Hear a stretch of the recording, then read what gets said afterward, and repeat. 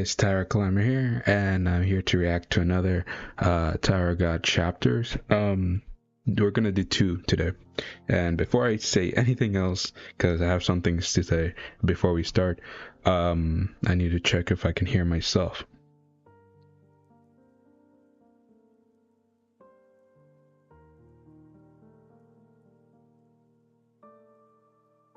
Yep, I can hear myself. Cool.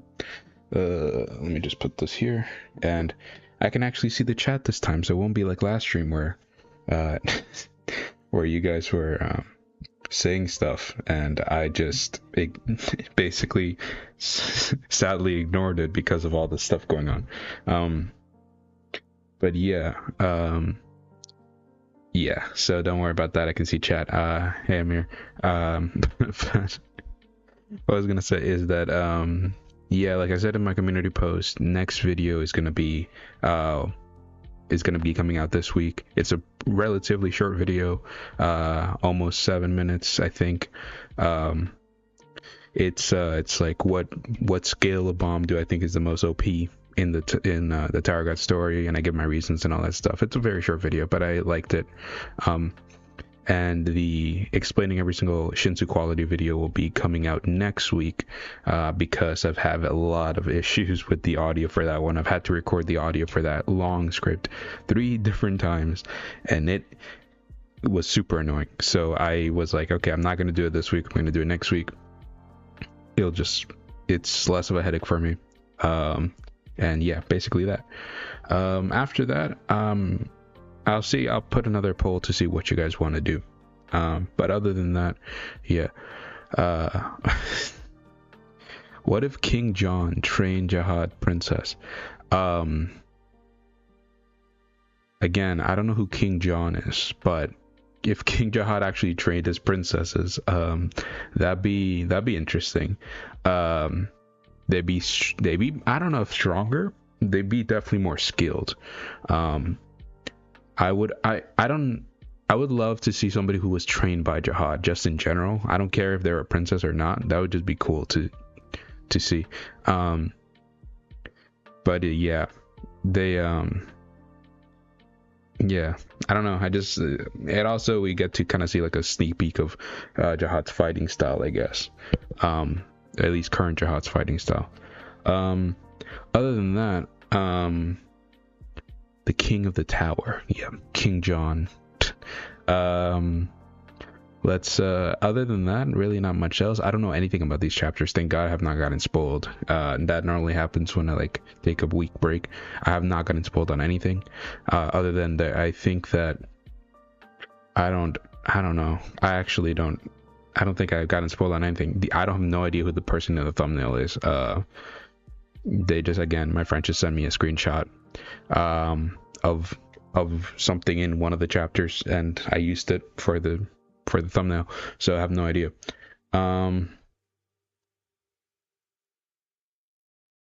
Yeah, so of course, without any further ado, let's get into this. Actually, let me actually get in the right page, because I'm not in the right page. Yeah, there you go. Yeah, other than that, I really have nothing else really to say. I don't. Before I actually begin, do I have any predictions? My predictions of this chapter, I even forgot kind of like what happened last chapter, to be honest. I think I forgot. I legit forgot what happened last chapter, now that I think about it. Yeah, so I have no idea. I think I don't remember actually. I just remember we got, oh no, I do remember we got a lot of lore drop on the red light district. I remember now. Yeah. The red dump plan, as Jihad calls it. The Jihad, best namer in the tower. But other than that, I don't. Yeah, I'm curious to see if we keep in the battlefield where that took place. I'm guessing we do. I don't know. Let's see. There we go. We got a violence warning. we got a violence warning. I think we didn't get a live violence warning for the chapter before this one, which was really funny because there was a whole shot of a lot of corpses in that chapter. Let's start this. Violence warning. Am I even in the right, like, should I zoom it in a little bit? I'll keep it like that. I think if you guys want me to zoom it in a little bit, I think it's fine like that, actually. Let's start. Oh, and we're starting in a flashback because of the gray thing. Although I did get told that this first chapter is a long one and the other one's not relatively as long, so I'm gonna see if I can not get that stuck on this chapter for so long, but if I can't promise anything. Okay, so I don't know who's talking. Oh, wait, this might be Anjahad because of last chapter's ending. I remember the talk of like the whole Anjahad stuff. Isn't it astonishing, Father? Oh, it's not. Okay. It's Bellerir. Isn't it astonishing, Father? When I put on the bracelet, I was teleported to a massive space. The people who live there have adopted all kinds of ancients. The people. This is interesting. This is Bellerir talking. Is Bellerir not from the red light district? The thing is that also Bellerir said that he doesn't remember much or anything from where he came from. The only thing he remembers is the red light, so maybe he doesn't remember being from the red light district. I think that's what he said. He doesn't remember much for where he came from, but he remembers the red lights. So maybe he got out of the red light district some way, shape, or form, kind of like Wang Nan and Karaka and all these other people that we assume are from there too. Take your time. Thank you. Don't worry. I'm sure there's going to be a lot of lore stuff in this that I'm going to probably want to consume. Well, I'm not going to try to rush through anything either. But that's so interesting. Okay, so because Bellerir's talking about it like he's never been there before, which he most likely has. So let me read this again. When I put on the bracelets, I was teleported to a massive space. The people who live there have adopted all kinds of ancient forgotten science and technology to their needs. What if Anne was unsealed? I actually think that's going to happen later on in the story. I really do think that's not going to... Because I feel like that's such like a big thing. Like, Anjahad's not dead. Like... It would be one thing if she was dead and not coming back, and even then, like, you know, it's like fiction. Anyone can come back really if they want to, if you explain it away. But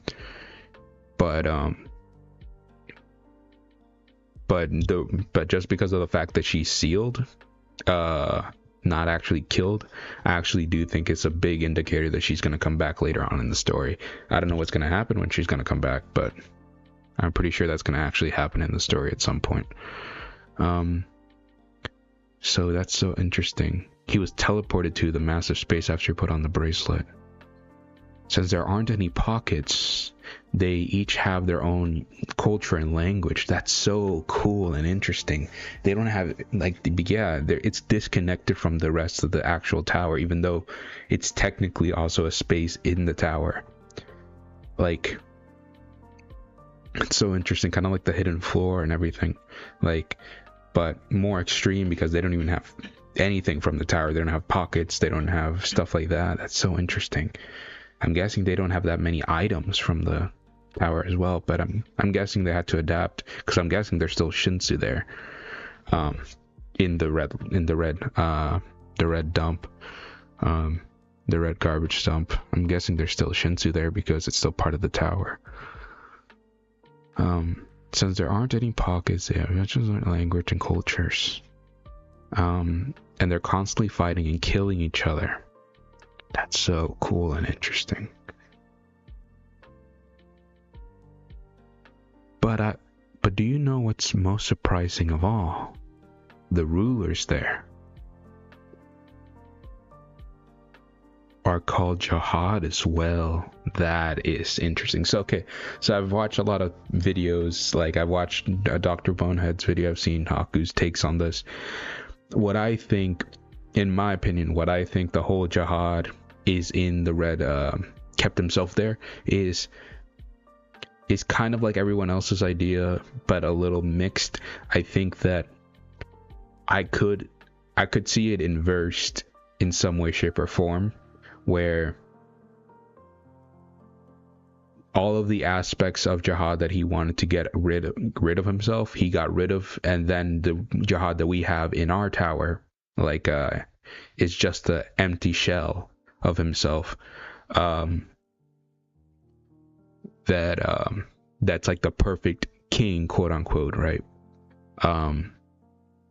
And all of these guys are like manifestations of his. It's so interesting. I think that's generally the case. But I wonder, the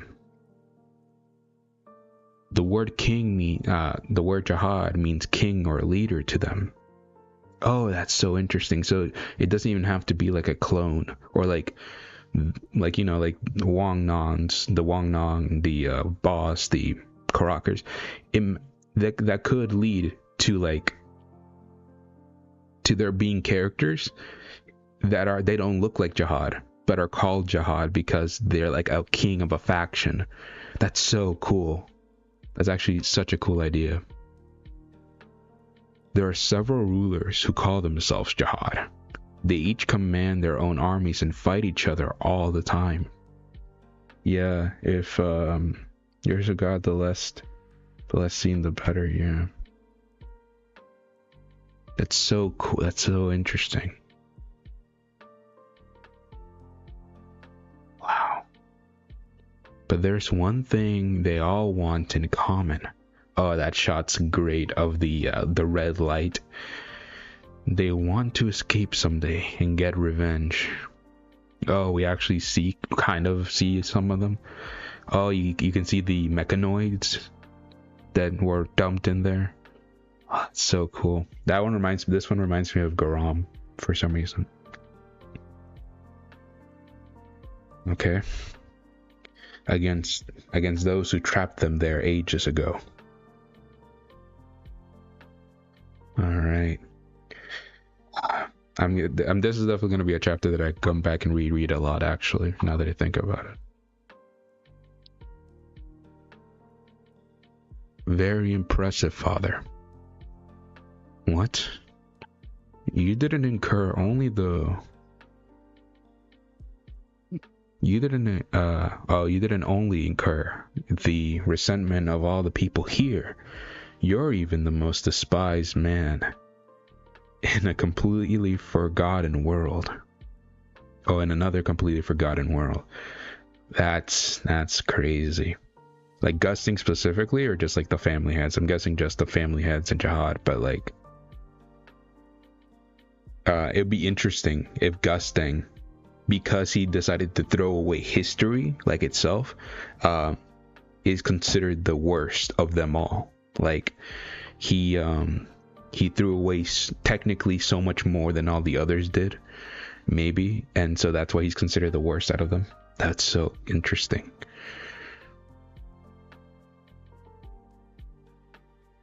He doesn't say anything, Gusting. That should hardly surprise you. We're used to being hated by now.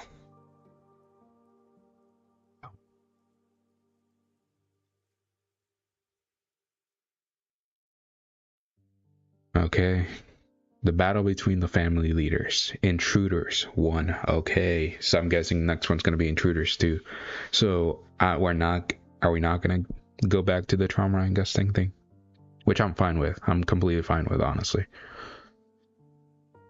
There's a bigger rumble. What are you doing, Head Librarian Michelle? Who are those people? And why are you attacking your own family? What's wrong with you? I wonder who's talking. Is this Proust? My own family. If you assume people from the same family are automatically on the same side, then you're way behind the times. Damn. I mean, geez, like the look at the Lobobia family. They're all scattered all over the place, and they paid the price for it. Yeah, it was press. What our father hopes to achieve with this war is to create a rupture. What? I like how they use the word rupture, because they've also been using rupture for like the disconnect attack of Traumrein. So it's like what Gusting wants is to create a disconnect between him and all the family heads. What? We got the armored dugongs, and I love this ship design of this is Kieran's ship. This is a sick floating ship. So cool. Love the figurehead, and I also love the armor of like the dugongs. It's so cool looking. I just think the designs of the soldiers too are cool. Oh, we get a bunch of basic Pobedao troops. What are Kiri's forces doing here? And they're just slaughtering them. Damn. This guy got ran through. Yeah, because the Kirin squad are supposed to be like, they're still technically like, you know, fodder soldiers, but the Kirin squad are supposed to be higher than like the basic Lopobia soldiers that are like the same level as the Pobedao ones. So yeah. But yeah, damn, they got speared through. Why are they attacking our troops? Well, I mean, they would be attacking your troops no matter what. They're like from different families, so I don't know why they're asking that, but still. What's going on here? Oh, we actually got to see Yama. Long time no see, man. His hair is shinier than before. Before it was just kind of like pure red. What's going on over there? Those people just appeared out of nowhere and started attacking them. Are they in the floating carrier with the three eyes on the same side? So he's asking if Kirin and the Revolution are together, which they are. I actually just like this design for Yama. It's very minimalistic, but it's cool. Just the fiery Shinsu lines all over his body.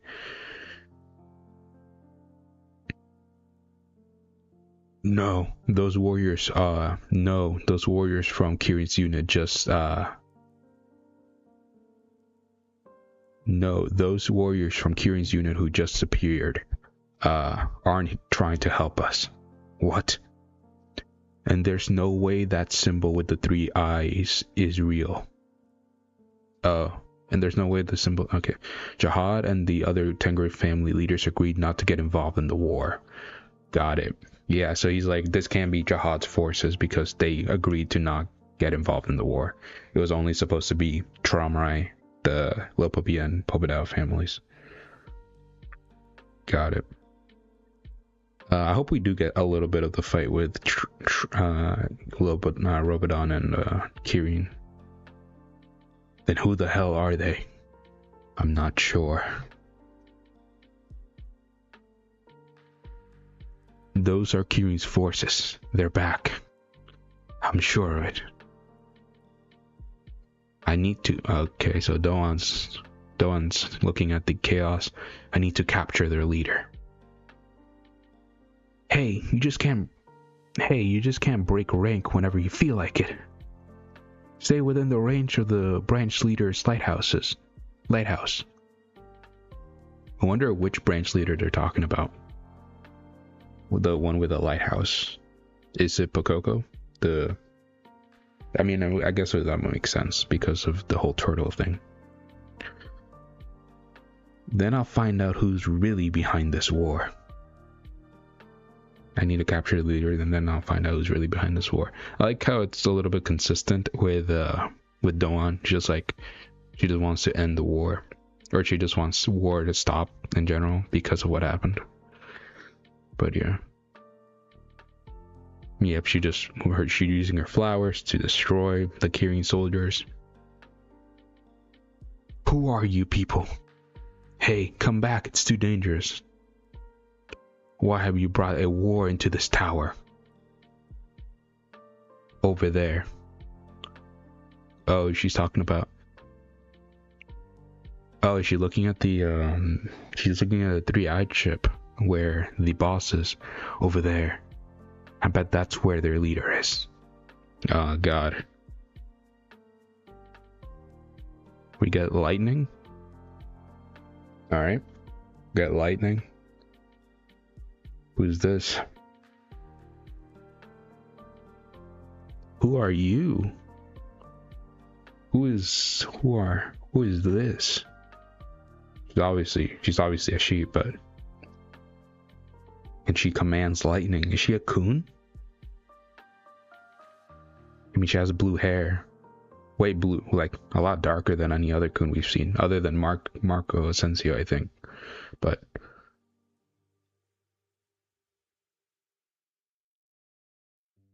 she shoots it at Doan. Come on, Doan. It looks like a powerful attack, though. Damn, Doan just got electrocuted. I wonder if she even, like, I guess she did notice it because she had like the exclamation point and she kind of was looking. So it's not totally off guard, but still. He did get blindsided by that attack. Damn.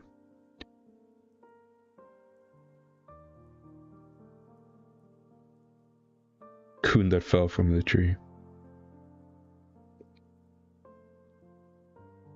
Oh, this is the thumbnail picture. So this is the person they got that screenshot of. Wow. Who is this? New character? Well, obviously new character, I think.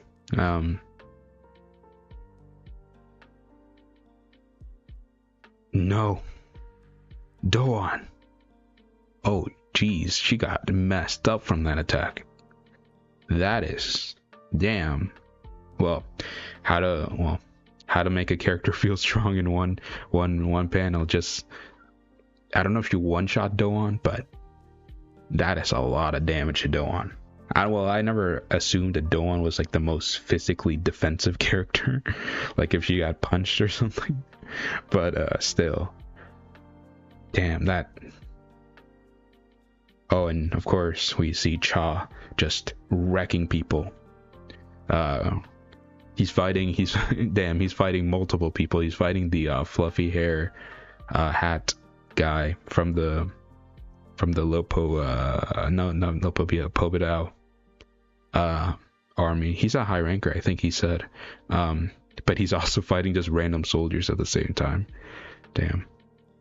Cha, can you hear me? Cha. What is it, Doom? Oh, it's Doom.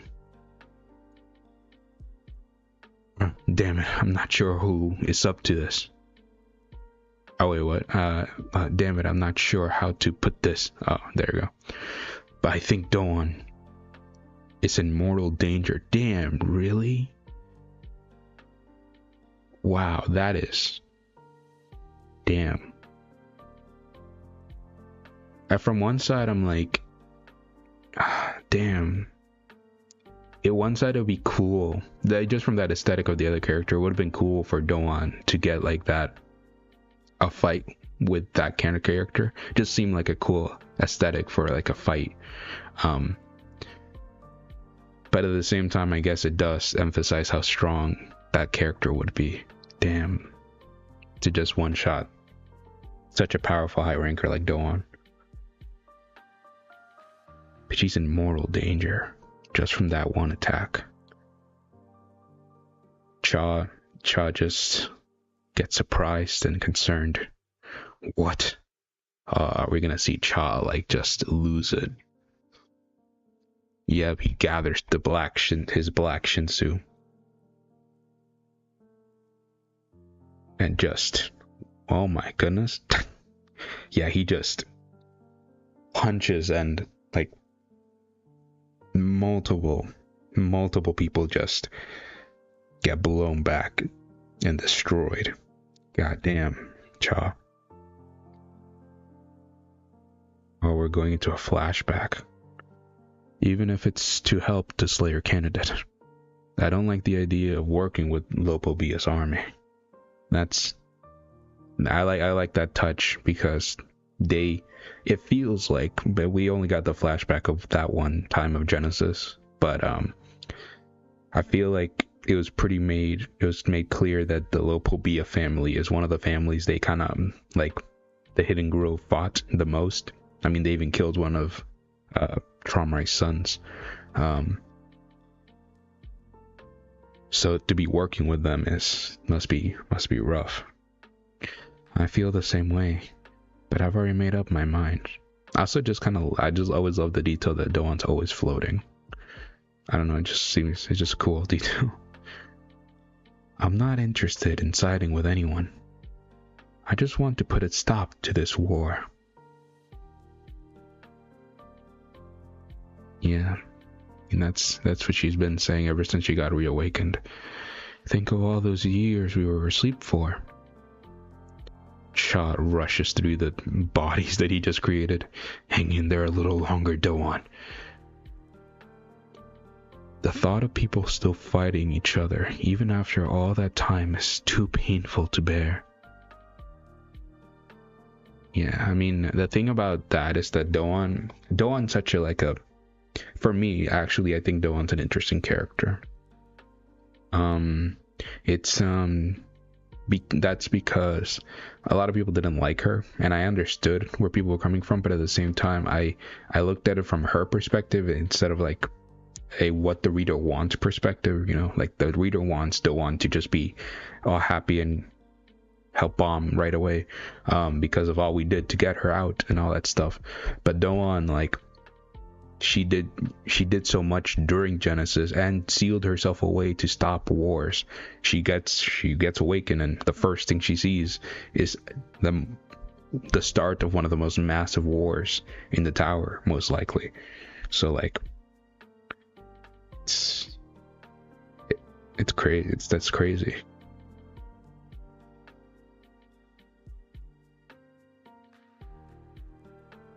Oh, we see the guy, again, we don't know his name. I just keep calling him what Haku calls him, fluffy haired hat guy.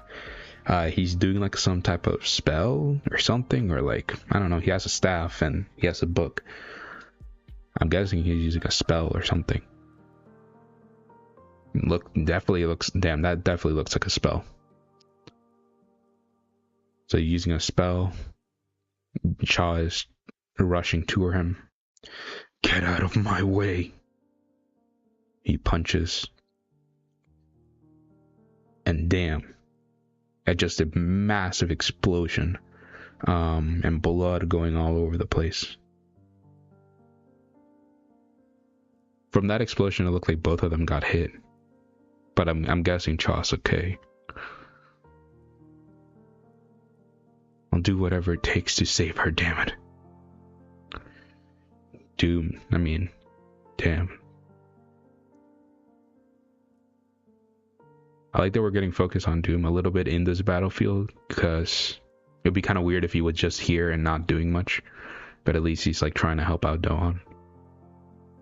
We can't afford to lose a high ranker like this. Yeah, like, again, like we keep getting referred to, high rankers are like the bombs of the squads. So like, for one high ranker to lose, to get lost in a battlefield, that's a big blow.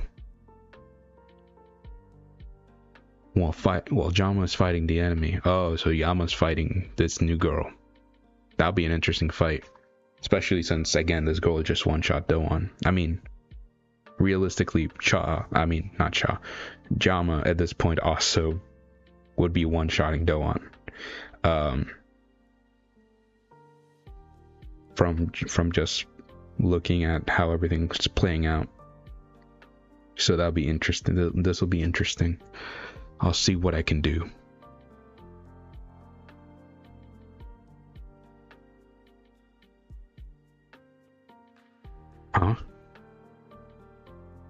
who's this?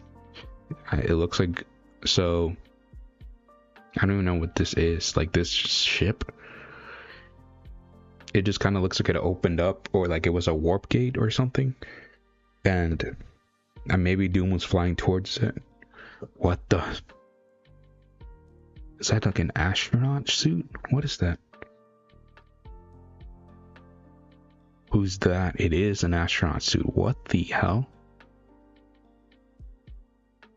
Okay. That's alright. I'm not gonna question anything at this point. I don't know what's happening. Just a big flash. And Doom. Just a big flash of, and then just a splat. What's happening right now? What is actually happening? So there's multiple lightnings. Are we going back to the fight with Yama and this chick? I don't know her name. I'm just gonna call her Lightning Girl for now.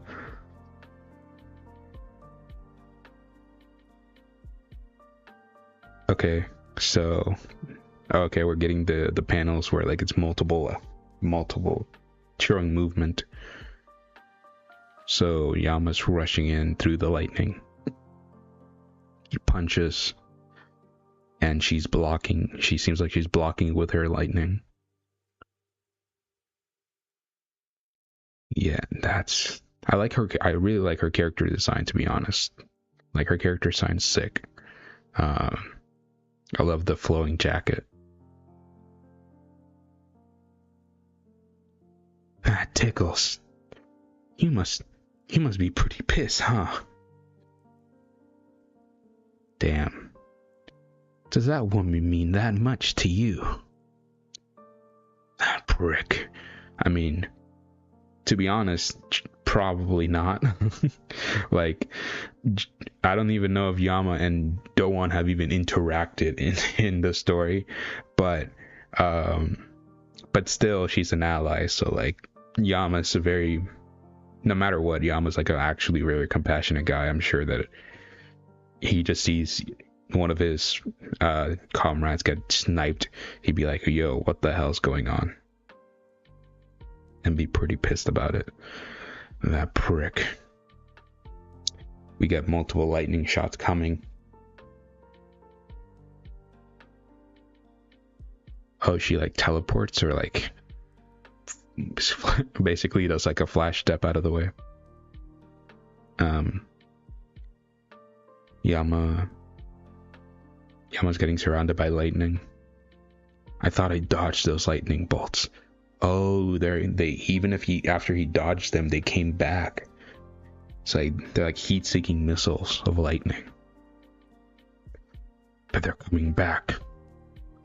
Oh, and he gets also hit. Yeah, damn, and that hurt him. Damn, this girl is powerful.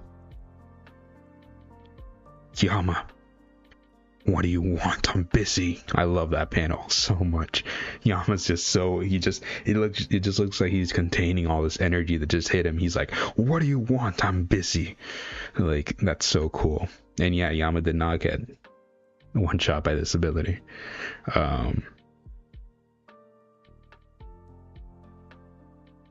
I don't mean to surprise you, but I need to tell you something.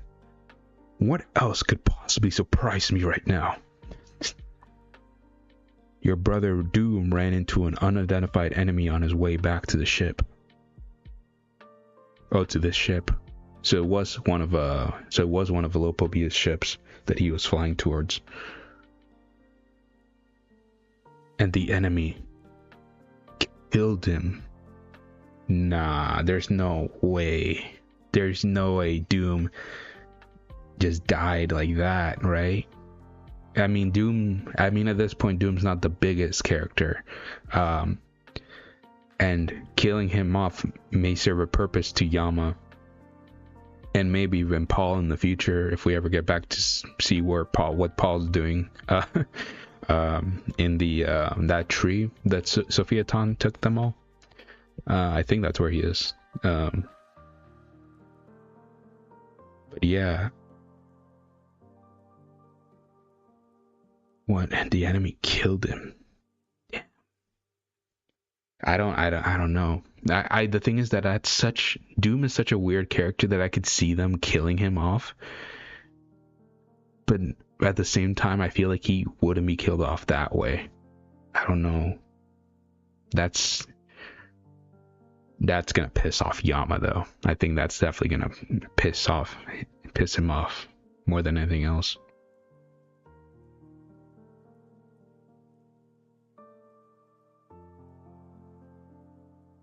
Is this the boss laughing? Oh, no. He has a pocket next to him. It was just weird because the text bubbles were coming out from like where he would be talking. Those pathetic. Absolutely pathetic. I can't believe how weak these losers are. Don't you agree, Commander?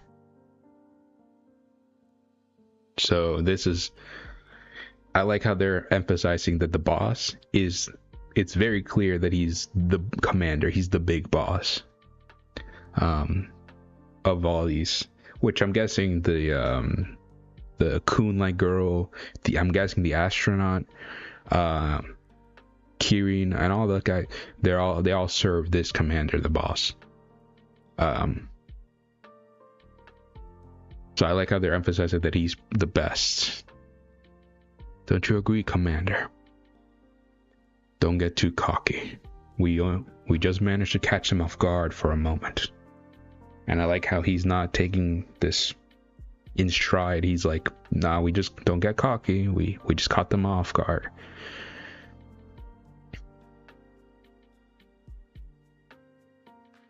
Give me 1 second. Give me 1 second. There you go. While both families are scrambling to make sense of what happened, this is our chance.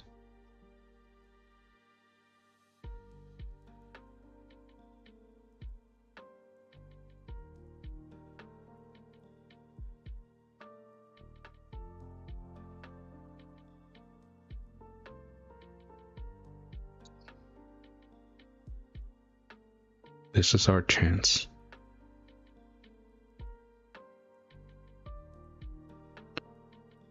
What's this? I just look back and just see this big blast of Shinsu, I'm guessing. We'll take out both sides. So they're planning to take out both families. We see Bakugo. I like how we keep shifting perspectives. This really does feel like a chaotic battlefield right now. Like we get this character for like a couple panels. He notices the big amount of Shinsu being gathered. Attack incoming. So he puts off his perfect shield that he did before to block the other ancient weapon.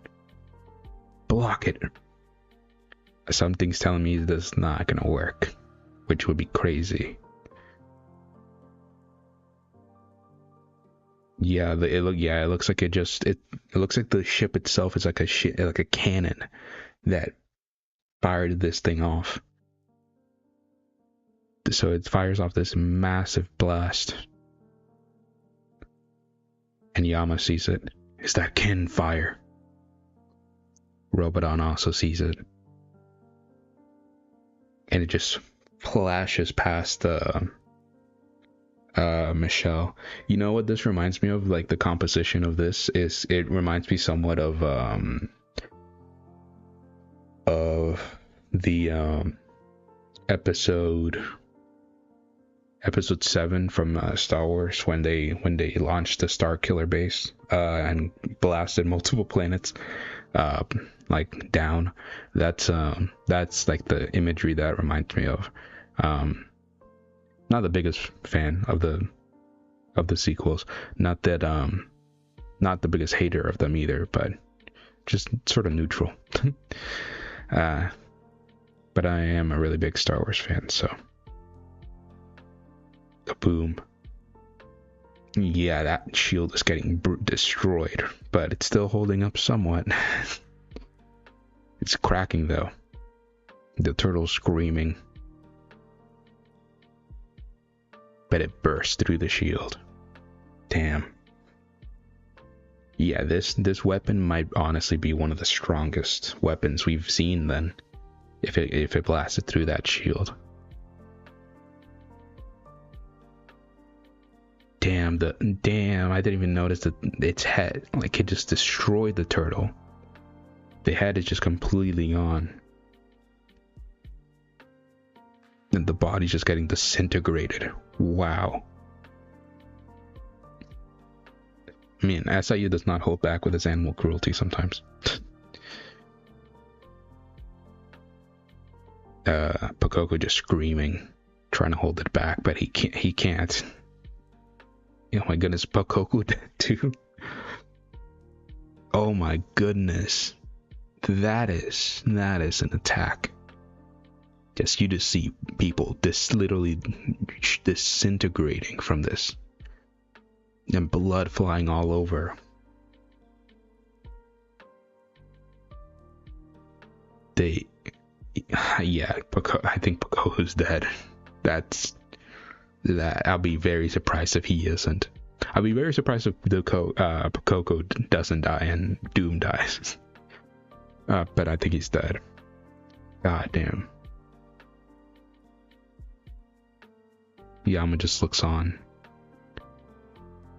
It also reminds me somewhat of like the explosion in the nest with the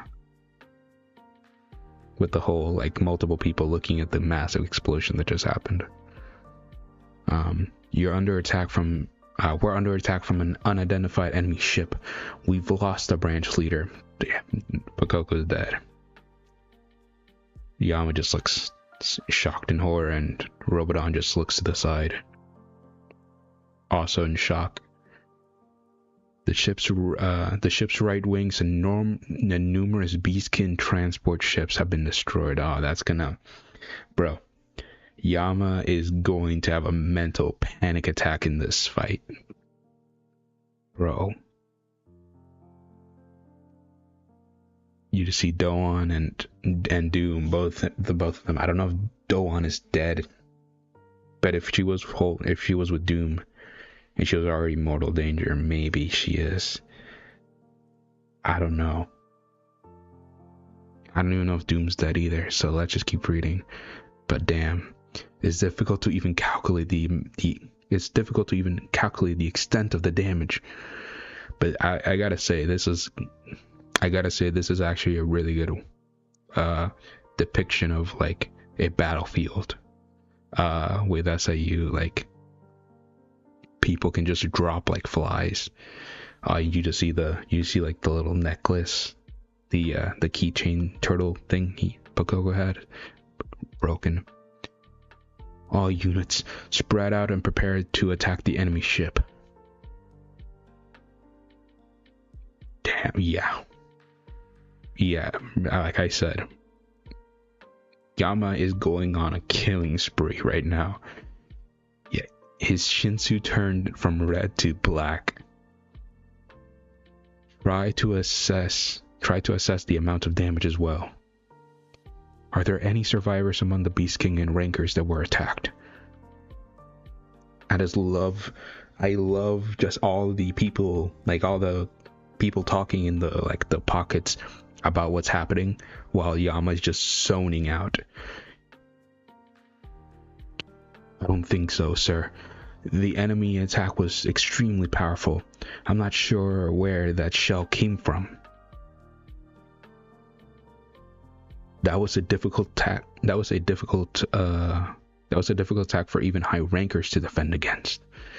Yeah, even Pakoko, a high ranker that's like specialized for defense, couldn't defend against that. Wow. Yeah, his Shinsu just turning black. This girl's just looking on. I don't know why. Bro, if I saw this like in front of me, I'd run to the hills. I'd be like, nope, I'm not dealing with that. This Yama's about to snap. And snap he does. He just yells. He's just yelling his heart out. Is he gonna like transform? What's gonna happen?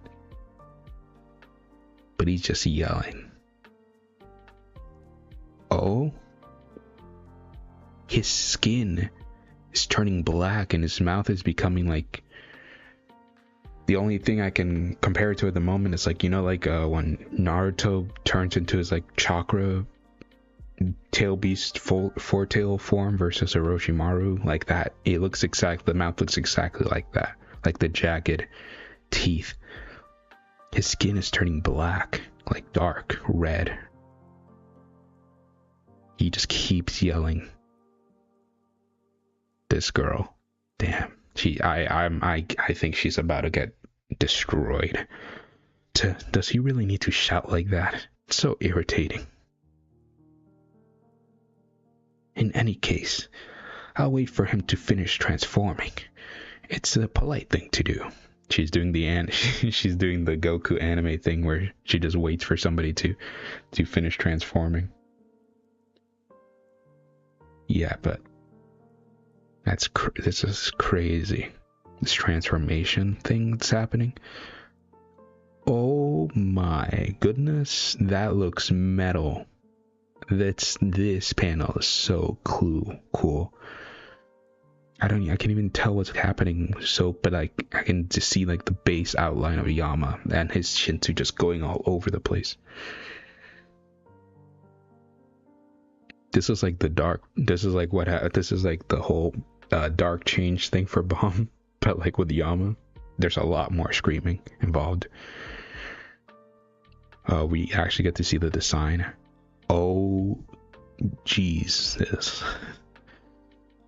This honestly, this is my favorite Yama design. This is... Oh, and I love the detail of all the three things. I mean, that confirms that Yama has all three things now.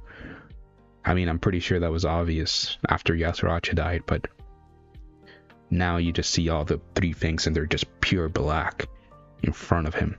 His skin turned black, his nails turned red, his hair turned into this sketchy fire color and art style. This is sick. This is definitely my favorite Yama design. Wow.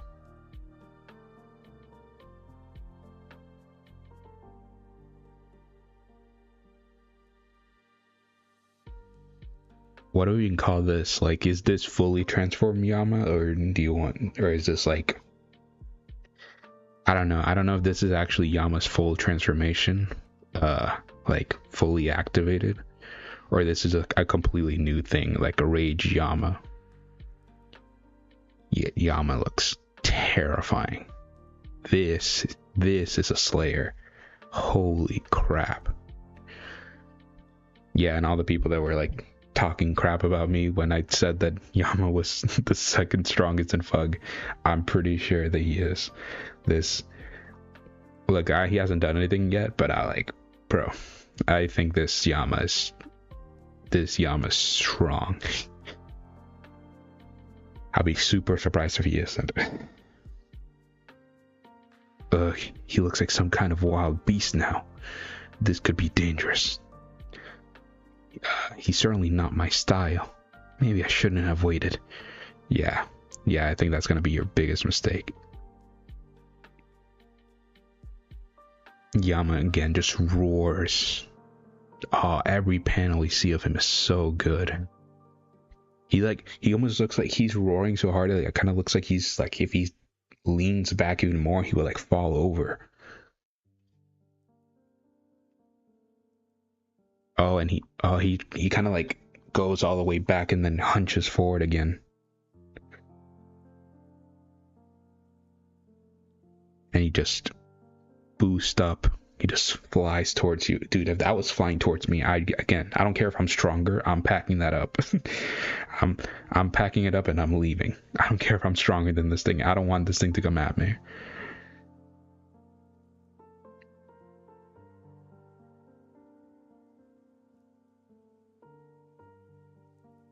I see you haven't tasted quite enough electricity yet. I mean, now she has a different face. Now she doesn't look happy. Now she's like, I like it the way she does it though. Her electricity is like kind of like a gun. Like she Like how kind of like how Yusuke from um with his spirit gun and everything from Yu Yu Hakusho. That's so cool. There's a big slash. I'm guessing it's from Yama. Yeah, Yama just slashes through that attack. I'm guessing before it even happened. I would be surprised if Yama could even think right now. Like if he's even conscious during this moment. There's a big page break. He gathers more electricity in her hands. God damn it. I'm you goddamn freak. She just tries to hit him. Again. And again. Just a big slam. And Yama just tears through that attack. Yeah, now she's definitely not entertained anymore. She's like, God damn. But I mean, hey, to her credit, she's keeping up a little bit. This bastard. He's cutting through the lightning before it even hits him. Yeah.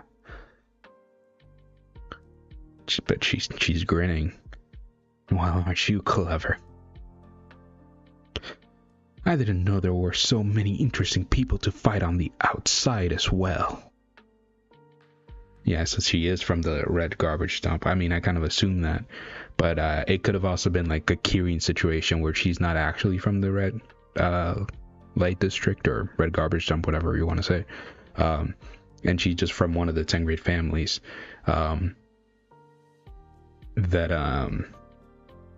that's in Revolution.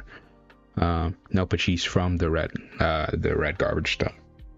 That's super interesting. That makes her character way more interesting to me, actually, than if she was just a coon. And I like how the people from the red garbage dump call the people inside the tower people from the outside. That's really cool. That's actually really a cool detail. Like how, like if Bomb went to the outside of the tower, he would call people like that from the outside. For everyone in the red garbage dump, they think of everyone else in the tower as irregulars, basically, because they're not from their world. This is gonna be fun. Just creates a massive stream of electricity. What is this? I didn't even see this. What is it? A gun? Is this a gun? It looks like kind of looks more like a Nerf gun. Whatever it is, actually, now that I think about it, she was doing all these finger pistol lightning attacks, but now she actually created a massive gun of electricity. That's so cool. So this is a big attack for her. This is a long panel of electricity. We get the frontal shot of all this. We're actually halfway through the chapter. I think we're making decent pace. She fires at front. This might tingle a bit, or this might tingle a little. She fires off this massive blast towards Yama. Yama just looks like he's tanking it. He just stood ready at attention and just legit tanking this attack. Does not look like it's pushing him back that much. Damn, this is the sign again. This is the sign of Yama, and I love how now we're getting a clearer look at his face, like his teeth, like his skin actually morphed and transformed. Like his face is actually different now. That's so cool.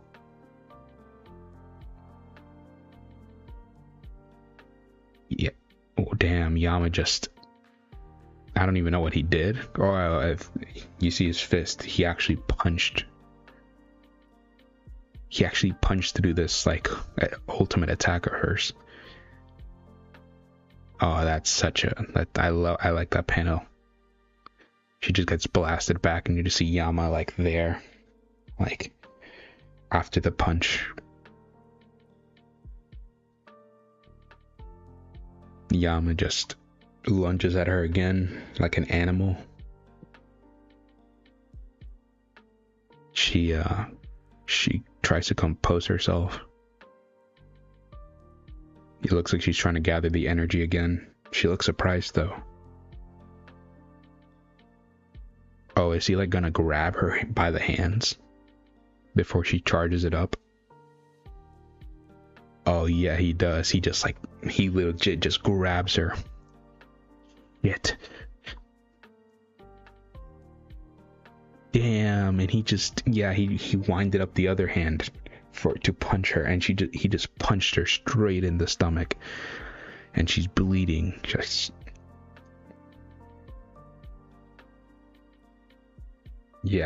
That hurt. She's bleeding blood from that. Oh, and he just keeps. That's brutal. He just keeps grabbing her and he just keeps punching her and punching her and punching her over and over again, like she was like a punching bag. I mean, again, to her credit, she's taking it. Like, I mean, it hurts most definitely, but she's not dead at least. I don't know if Yama is. The thing is that I don't know how much Yama's thinking. Like, is Yama used all these punches meaning to kill her, like, or just torture her? We got a lightning plug, a plug or something. Is this one of her abilities? That'll be fun. She uses electricity and she also has a plug ability. It wraps around his arm. It squeezes it. What? Okay, so new. All right.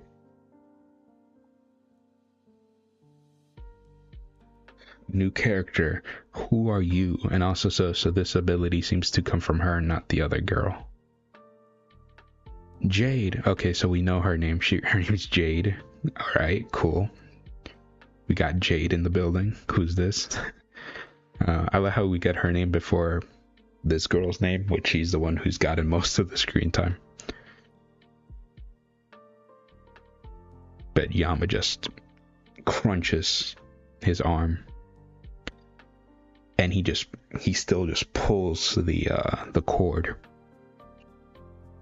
Oh, and he's still holding on to her hand, so he's like pulling her as well.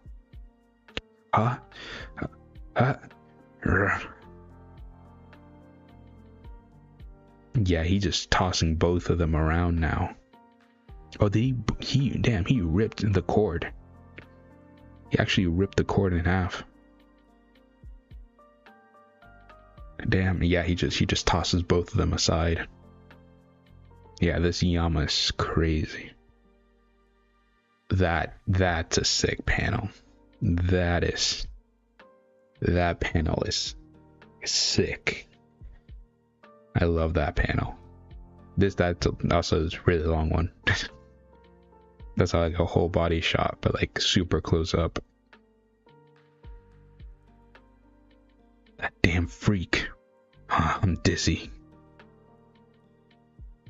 How about we catch this one together? I think we'll have to.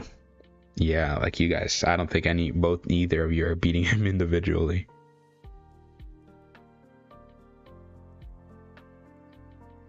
Baylord Yama. There's a new character. He's getting a lot of new characters this chapter. He has a question mark, so he's somewhat thinking, I think. He's still thinking somewhat. He's just in a rage mode. You'd be the perfect pet for me. I wonder who is this? Huh? Is that Ratagra? Is that how you say it? Ratangra. I don't know if like there's a certain way to say this name, or like there's like a letter that I'm not supposed to say. So I'm just gonna say it like I've been saying. I don't know if that's like how you say it. Ratangran. Grath. Well, this is a character design. Jesus. That is a character. My name is Ratangrand. Grath. Grath, I guess is Grath. My name is Ratan. As the first word, Ratan. Grath, the rat woman.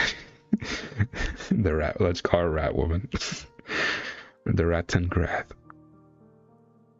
I was born and raised in the garbage dump, so she's from the garbage dump as well. I've left the dump. Sorry, I have a child mind. I've left the dump and come here. She has red eyes. She kind of looks like a Haw member. Like if to claim my place among the 10 great family leaders. So she's like Kyrian. She wants to be the family leader. I don't know if the other ones, like the other girl, like the lightning girl, wants to be like the Coon family leader, the new one or whatever. Maybe. Who knows? But she really is a rat. All right. Yeah, I'm surprised. Oh, we're cutting to Kyrian and Hate. Again, Hate's design is so cool. Just billowing out fire. It seems like it's going up against it's going up against Gran Abuelo. Gran Abuelo is taking damage, but for the most part is able to handle an actual fire attack from Hate, which is impressive, I guess, because both it's literal wood and it's using fire, but also Hate was said to, I think, just the smoke from his mouth be able to melt high rankers. So an actual breath attack, like fire, full blast, not being able to completely destroy Gran Abuelo is good. It's a good feat. Hate's just looking down. We get a bunch of whacking Fusher smacks. Looks like Kyrian and Robodon are trading blows. Kyrian looks like he's on the back foot defending. Robodon just smacks and damn, that's a crack sound effect. He cracked. He's like cracking his arms from the force. And this is Robodon Robodon only has one arm. I love the idea of Robodon being so massively strong that he's like, you know what? I only need one arm. I don't need a replacement arm. I'm good with one arm. I'll punch everyone with one arm. He just cracks Kyrian. Damn it. How is he so freaking strong? Yeah, Kyrian's feeling the damage now. Oh, I like that panel of Kyrian just hit while he's blocking. His wrappings go over him. I need to pin him down. No matter what it takes. That's also a sick panel of Robodon just rushing. And he's charging the black energy. It's gonna do another primal punch. I love Robodon's design. Robodon's design is sick. Primal punch. He does a primal punch and just destroys all the wrappings of Kyrian's. But Kyrian's, I guess, Kyrian's still in the fight. Damn. Yeah, Kyrian just took that. The only thing that was really damaged was his wrappings, I think. But Kyrian just took that primal punch to the face.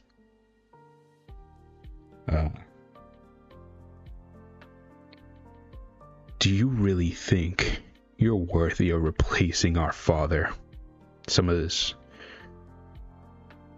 Yeah, but I mean, it still probably hurt him because you're like, damn, you can barely even keep up with me. Damn, Robodon, that's such a cool line. I love that line from Robodon. He's like, Do you really think you're worthy of replacing our father? You can barely keep up with me. Quite a difference between the direct descendants. Yeah, definitely. I still think obviously they're in an even level, but I like, again, Robodon's primal punch didn't do that much lasting damage to Kirin, but still, Kirin was, I think Robodon's more the physical brute, while Kirin is more the tactical one. Again, it makes sense for their purposes. Robodon was the one actually being a commander on the battlefield, and Kirin stayed by Traumarai's side, basically acting as the shadow leader of the family. So it makes sense for their backgrounds. But yeah, Kirin's still just wincing. Don't make a fool of yourself. No one in this tower can replace our father. I also like that we have that Robodon. I think Robodon's like the Dumas of the family, of the Lopobia family, where Dumas is just like strict. I'm going to follow Gusting's orders no matter what. And he is like, but he does things that kind of go against Gusting's orders if he thinks it's for Gusting's benefit. And it's the same thing for Robodon. Robodon listens to his father. Probably if his father told him to do something, he would do it. But Robodon also wants the best for his father. He doesn't just want his father to be like a lapdog of Jihad or whatever. So I think that's very interesting. No.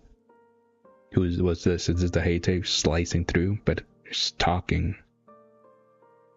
You're wrong. Somebody just stomped through the what's it called? The Gran Abuelo like it was butter. You're wrong. Stomped. Oh, it's the astronaut dude. Open your eyes, old man. He's floating. You're looking at the people who are going to replace the 10 great family leaders. So this is another one who wants to replace the family leaders. So far we got confirmed it's Kirin, this guy, and Ratangrand, who, and again, I'm most likely the boss wants to replace Jihad or whatever. We maybe the blue-haired girl wants to replace the Kun family, maybe. The future is now, old man type. Love that comment so much. No, but that's crazy.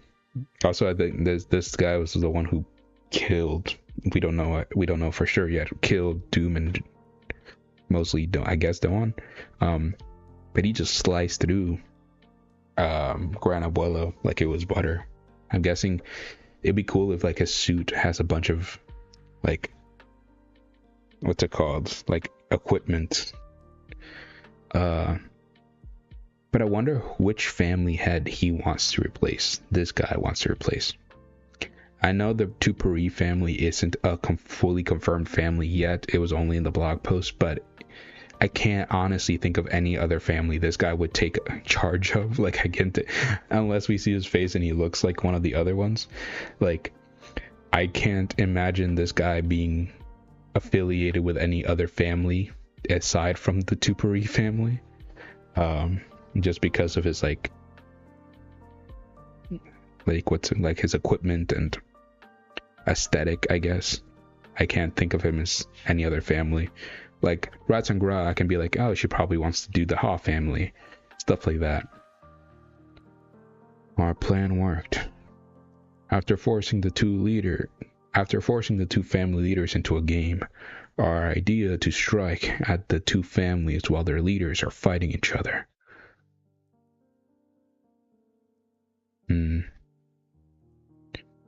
I like these more clear shots of the boss too. Now we can fully see that it is like a scar over his eye. What's the best we can do for the time being? Also, I forgot to mention this, but the boss also went to talk to Mashini during the nest, during the whole cat tower stuff. So Mashini could play some part in this whole revolution stuff too. But next time we'll fight and defeat the Tengri. But next time we'll fight and defeat the Tengri family leaders head on. So they're planning to attack the armies for now, while the family leaders are. But he's saying the next time they attack is going to be directly on the family leaders themselves. That is a tall order, but damn. Yeah. This statement is quite bold for Towerborns. Yeah, 100%. I mean, again, they're not from the tower. They're from the tower, but they're from the red dump, the red garbage dump. So it's like, so maybe they don't have all of the knowledge of how strong they are, but still, and this guy doesn't seem that dumb. Even if he doesn't know, like, have full context. Dawn, wake up. Dawn. Oh, damn. Also, sorry, I just saw Doom. Just. Also confirmed he's not dead. He's clenching his fist. No, I'm just joking. But, like, realistically, there's no way he'd be clenching his fist while he dies. While he's dead. But still, I love how Doom would just put here in front while Doan is like being cradled by Cha.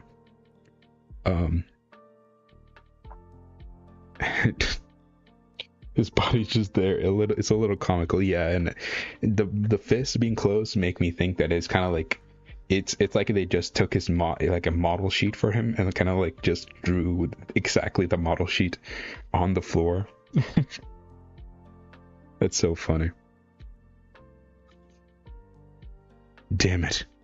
Oh, he's crying. Damn it. I waited so long to finally be reunited with you. You can't just die like this. It'd be crazy if Doan died. Like Doom, it'd be insane for Yama.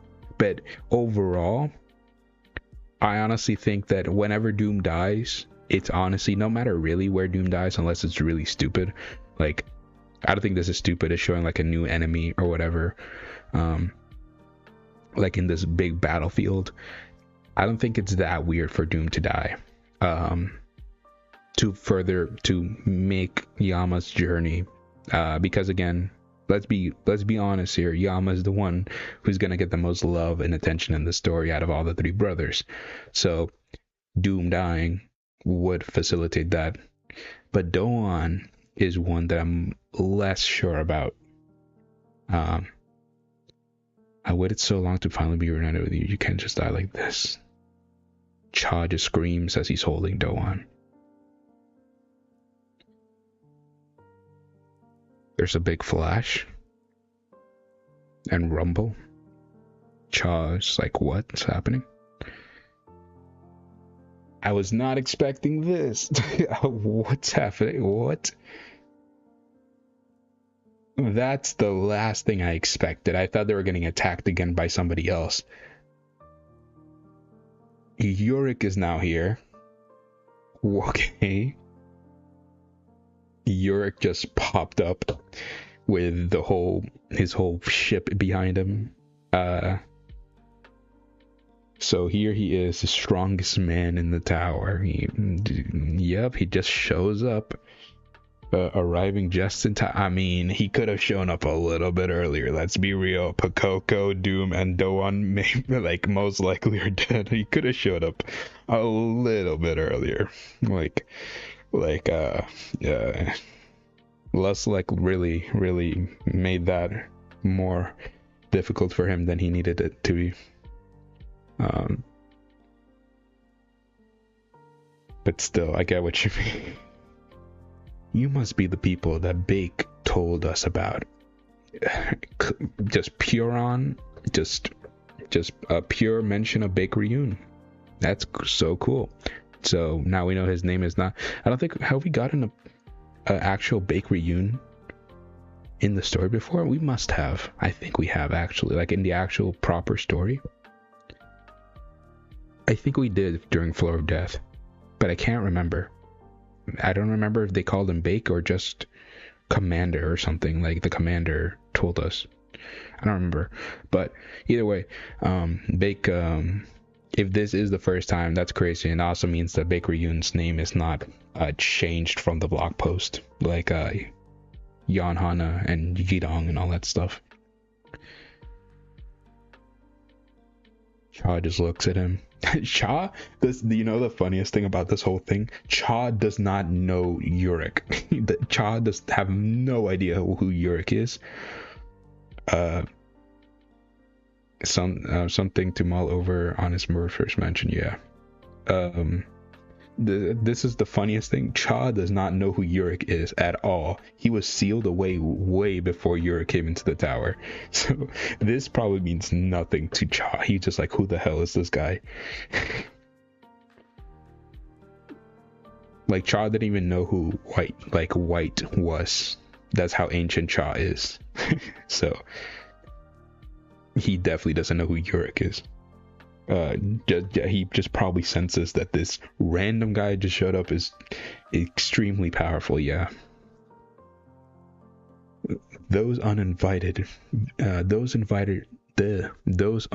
intruders who crawled out of the darkness. He is jacked. My goodness, I feel like Yurik just gets more jacked by the chapter.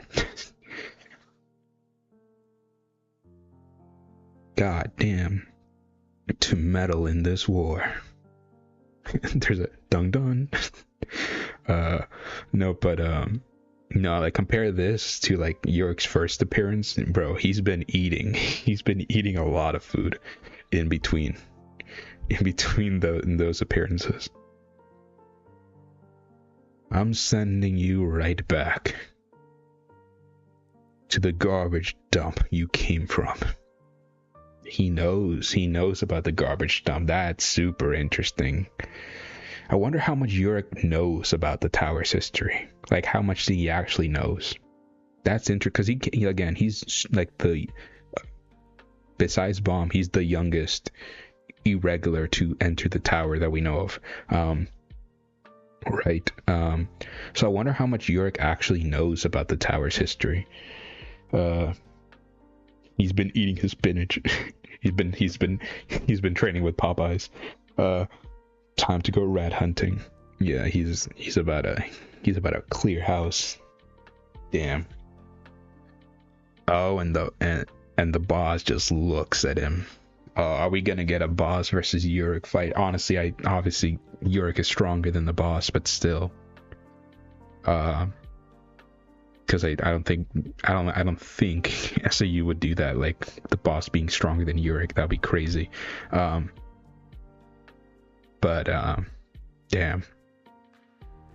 Also, I haven't said it this whole chapter. I do. We've gotten a lot of more shots with the boss. I like the armor a lot more. How it looks a lot more than when we first saw it. I still liked it then, but it's just more shots of it, and I like it. He's someone who gathered a lot of knowledge and secrets with all his clashes with the 10 families. Yeah, probably makes sense. And but I wonder how much he knows, actually, which again, it would make sense that he would try to find out the most about the tower, since he's trying to escape the tower, right? So I'm guessing that's also a big part of it. And the red garbage dump kind of like would lead to that. If there was like cracks of spaces in the tower itself, maybe that would be interesting to him. At that moment, everyone on the battlefield could sense it. They were getting a narrator thing. At that moment, everyone on the battlefield could sense it. There were in the presence. Even Yama in his rage-filled state senses it. Even Ratan Gran is just like, wow, who?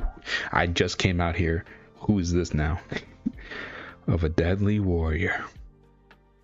Yeah, this guy's buff. A warrior with absolute power.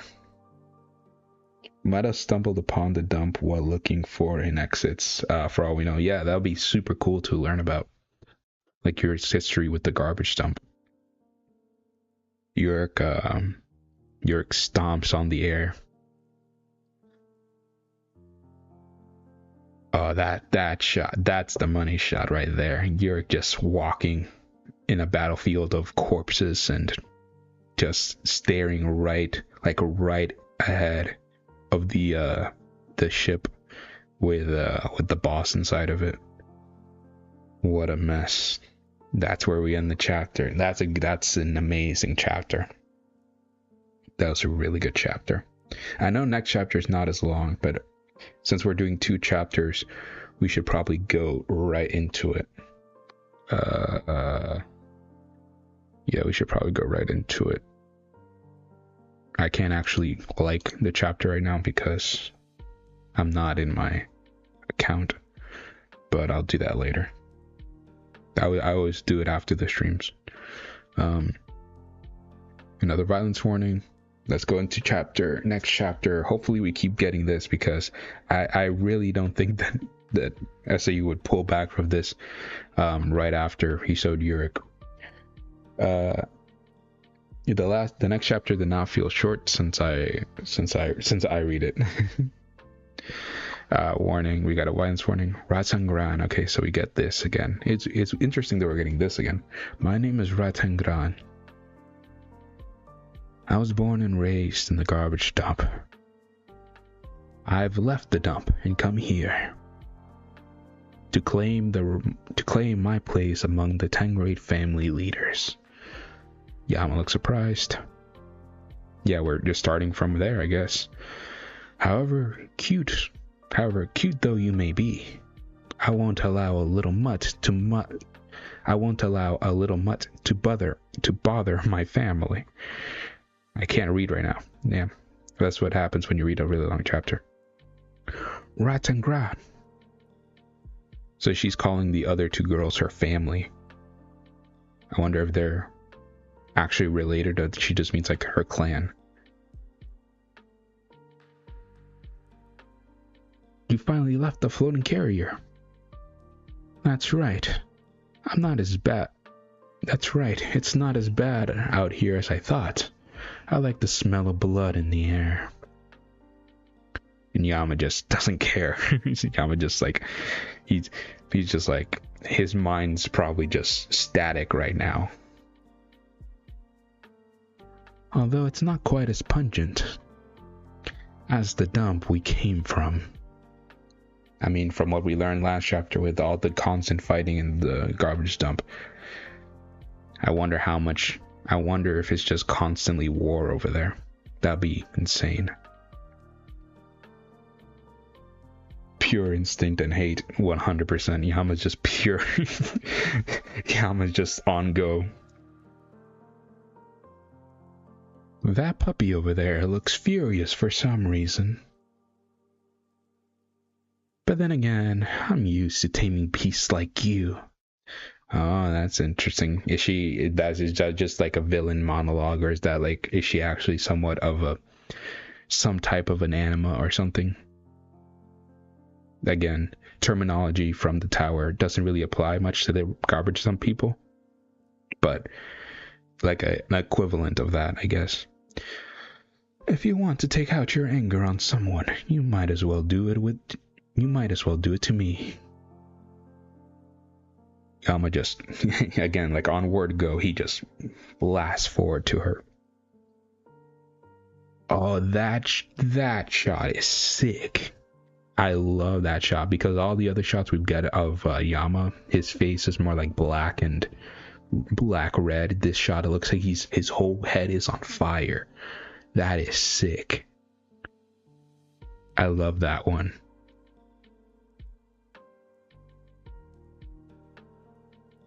He just storms in front of Rattangran.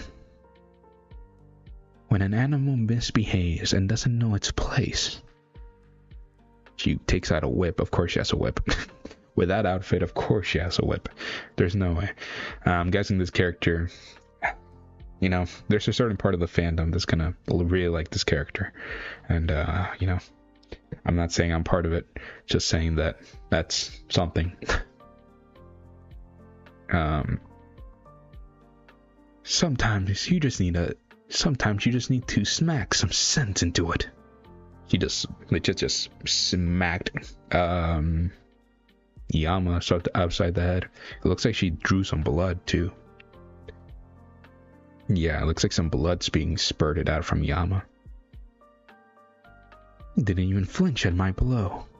He keeps coming at me. Oh, so he even if he's bleeding and oh, that's so sick. Even if he gets damaged and bleeded and cut all over, he keeps charging forward. This is actually a beast mode Yama. She raises her hand again. I like the detail of the blood splattering on her. Oh, I knew that panel was gonna be great. The sketchy art style. She just standing there right in front of him, taking in all the blood in as he's charging towards her. And she's laughing. Damn, she's laughing as this. I love that panel's actually sick. She's laughing as all this blood just gushes over her.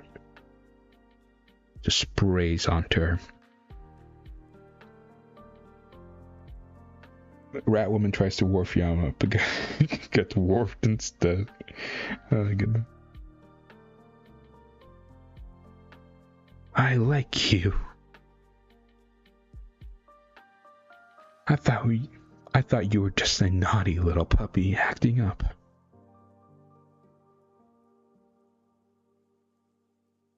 Are there more warriors like you around here? Damn. Again, Yama's just not caring about anything she's saying. The battle between the family leaders and intruders too. Yeah, I can tell this chapter just from the scroll bar on the side. This chapter is definitely shorter. We see that shot of the boss. We see this great shot of Yurik. What a mess. As a result of a fight between two fools. Yeah, he just damn. Again, I like the imagery of this battle. It's kind of like the whole battle with the nest, but I think it's more clear because, frankly, the art is better. Of like the brutality of this war, of how people just got destroyed, maimed, blasted through. And yeah, you just see cracked helmets of the Lopobia soldiers. And Yurik just walking past all this carnage. So many lives have been lost. And to make matters worse, there are even assholes who have come here in hopes of forfeiting, in hopes of profiting from the war. Yeah, I talk about revolution. That must be them over there. Michelle's still posing. Do you think, because I don't think because you know how he has like the whole twist technique? What if like that pose is actually the activation of that technique and he has to maintain that pose, or do you think it's just funnier that he's just posing just because he wants to pose? I think it'd be a little cool if he had to actually do this pose to twist people. That must be them over there. Michelle just like immediately it's like, oh shit. Is he coming this way? Yeah, he immediately stops posing. Oh no. Yurik really doesn't like those rats from the dump. Yeah. Oh no. I need to get out of here. Yeah, Michelle, when he saw Trauma, he was like, lol, let me try to see if I can fight Trauma. And with York, he's just like, nope, gotta get out of here.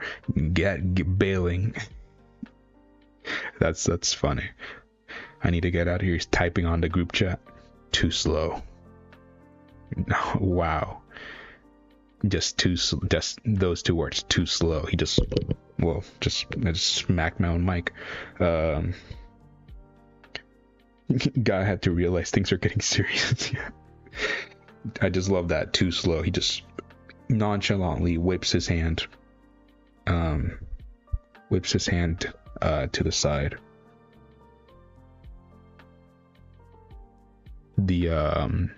It looks like the Shinsu Black Hole Sphere ship is actually like radiating an attack again. We got Yule. Yo, where have you been? You just been hiding in the corner. I know he's part of Revolution, but where have you been? What? I didn't even know he was on this battlefield. Okay. Random shot of Yule.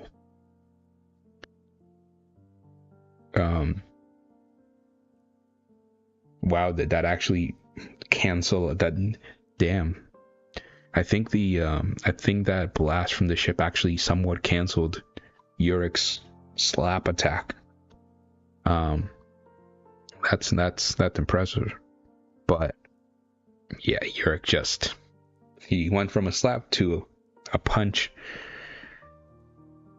I can't even see the rest of Yurik's body, but I know it's not even like a whole like motion punch. He probably just did this, like just a little of a punch. And yeah, he just gets he destroys. In that moment, Hugo had the chance to witness the most intense punch of her entire life. Oh my goodness, is Hugo dead? I just realized, is Hugo just dead? Because did Yurik just kill Hugo? I mean, Yurik doesn't care about Hugo, to be fair. He doesn't know her at all. But poor Hugo. If Hugo it's just casualties of Yurik's punch. Hugo had the chance to witness the most intense punch of her entire life, a punch even stronger than the one she had experienced recently, the primal punch from Robodon. Yeah, it was just a little gut punch, legit. It was just like a little punch. Not anything serious. But it was such a brief moment. The whole thing got destroyed. That her eyes couldn't even follow what happened. Damn. Yeah, just a little quick flick of a punch from Yurik destroyed the entire ship. And again, I'm guessing Michelle and Hugo are dead. That is, I mean, again, Hugo is not like the biggest character in the world, but damn, that sucks. that sucks that she just got roped into that. Yeah, that explosion's massive. Wow. I also like, you can see the cracked parts of the ship design as they cracked. Yurik just nonchalantly just keeps walking as he just one punched the ship. Just a huge smash. The enemy ship was destroyed. They probably survived crippled, but they probably survived crippled also, probably. Maybe. I wonder if they survived. Maybe they did. It'd be crazy if Yurik just killed them both. I don't know which one I like more, honestly, because I'm not the biggest Hugo fan, but I like Hugo a lot. But it'd be just insane if Yurik just killed Hugo right then and there, just by a byproduct of him punching something. How the hell did he blow up a ship like that in one hit? I didn't even see the attack. Also, I like the emphasis of Yurik's speed, because you know, it's like a lore thing of Yurik that Yurik's Shinsu is as fast as light, which, you know,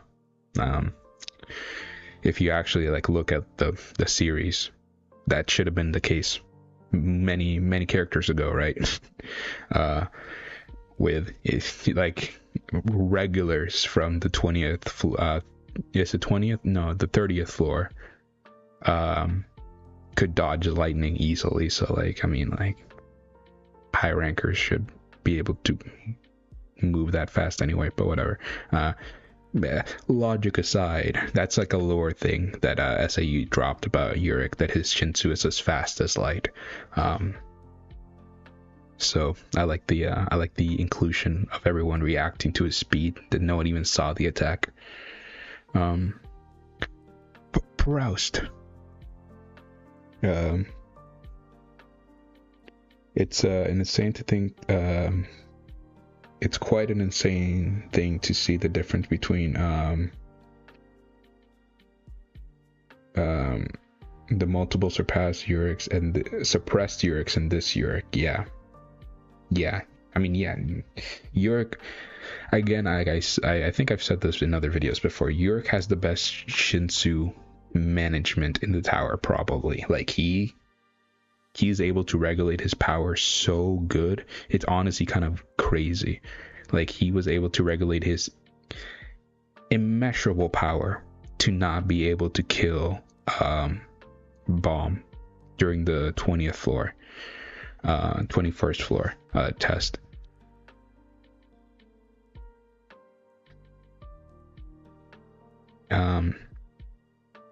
There's nothing we can do. Running away is our best bet. I doubt anyone in the whole tower, send out an announcement to all troops, could survive a head-on battle with that beast. Again, I think Kelhalan made the same statement, that no one in a head-on battle could beat Yurik. You know, just more fuel to the fire with the whole Yurik versus Jihad debates. Yeah, but I still say my opinion on that whole Yurik versus Jihad thing. I think Yurik is definitively stronger than Jihad in terms of pure strength, speed, physical stats. And Jihad is just better than Yurik in probably IQ, technique, and most likely from those aspects. Like, they're not that far apart when I say like the physical strength thing, but like and his whole Jihad's whole techniques, I think Jihad could beat Yurik, you know, just from everything we know.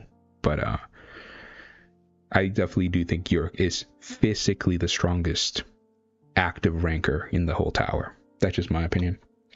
The closest thing we see to a head-on battle so far in the story is Yurik versus Lost, like 100%. And again, it's probably still one of my top 3 and top 5. Because in my last video I made, it was top 2 battles of the entire story for me. Yurik versus Lost, I love that battle. It's still one of my favorite battles. Yeah, and this chapter is way shorter. We're already halfway through. Tell them not to lay a finger on that guy. Yurik is just posing. Now then, it's time to get rid of that massive piece of junk. Yeah, he's looking at the where the boss is via that ship. I like that panel of the boss. I sure didn't see that coming. Let's pull back for now. Oh, so they're not even fighting. Which again makes sense. Yurik is, again, I think Yurik is stronger than the boss, but I definitely do think the boss is going to be a strong player in this. How strong? Probably like, you know, a little bit below people like Lust, like maybe, like probably in that terms. Let's pull back for now. So they're firing another Shinsu blast. That's a better shot of it though.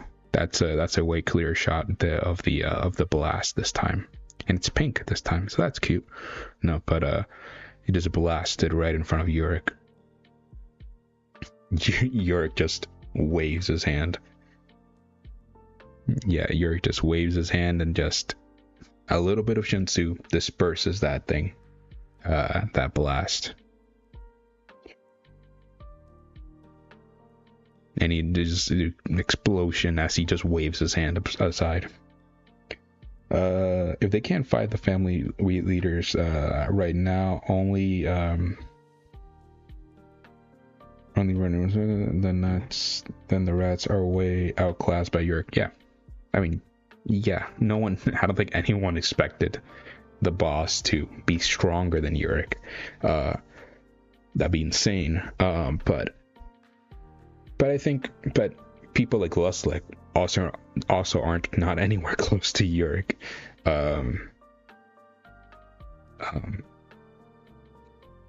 But I think the boss is stronger than what I mean is, like, I think he's in between Dumas level, like the second in command of the families and the family heads themselves. Even though that is a big gap, I know. like Dumas and the family heads are. There's like a night and day difference between how strong they are, but like he's in between that level, I think, in my head. Like, and maybe the people below him are like in the Dumas levels, like Ratan Gran and the the Lightning Girl and all that kind of stuff. Just from what I've seen so far. Now they're teleporting away. Yurik sees that. I wonder if they're going to be able to teleport fast enough. Are they trying to escape? We're retreating. That's actually funny now because not like an action panel. Now you just see Rattengrock covered in blood, and it looks way more nasty than before. Before it looked cool. Now it just looks kind of like, ew, clean yourself off. But no, that's funny. There might be a. It might as well be the gap between the Earth and the Sun. Yeah, still, you know, that he's between that gap. Like, there's so again, people like Luslik, I think, would still be stronger than the boss, maybe, just because of Lus. But I feel like Dumas couldn't beat the boss. You know what I mean? Damn it. We should get out of here too. Because there's people like Kirin, and like there's a bunch of second in commands that listen to the boss. That he's like the commander of this revolution thing. So I'm assuming that he's above like the second in command level. She was You're getting explodes with blood by Yama, 100%. Yes, sir. They're just all running away. Do you think I'm just gonna let you leave? He dashes forward. Again, yeah, I was like, I don't think Yurik would let them leave. I don't know if he's gonna be fast enough to stop them, but Yurik's done more impressive things in the past, so. There's a flash. Oh. Oh, that's I know who that is. Wow, that's crazy. This is where the fights connect. Pun completely intended, by the way. I didn't just realize that right now. Yeah. They Traumrite just disconnected space. And Yurik just right above them.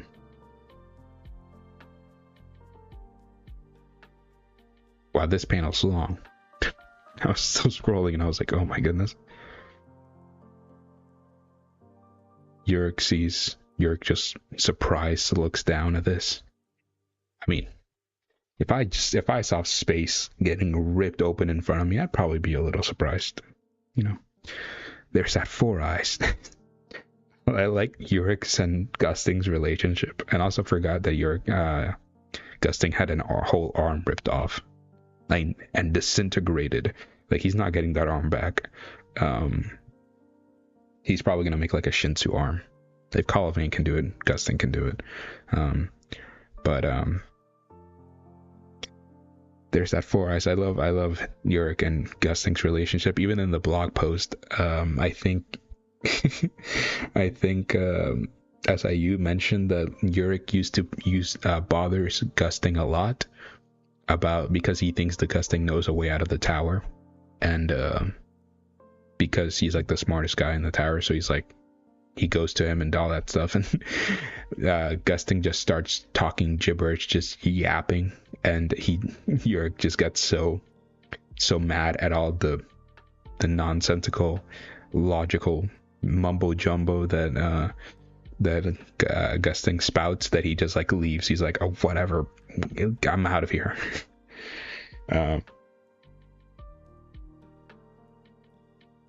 Yeah, Yurik probably would have caught them if it weren't for that distraction. Definitely. I think so. I think that's what's implied. Then that must be the leader of the Pobedao family. I mean, no, wait. I actually read it right, but that they made a mistake. Wow. Because I thought I made a mistake again, because I keep saying Pobedao and Lopobia, like confusing them all the time, like during these streams. And I thought I just made that mistake again, but no, that's actually a mistake of the translation. It's supposed to be Lopobia. Damn, I can't believe they. Wow, that's such a weird mistake. Yeah, I totally just glazed over that. Yeah, I thought I messed up, but no, they messed up this time. It looks like they've already begun their duel. Who are they? Another interesting thing is that Yurik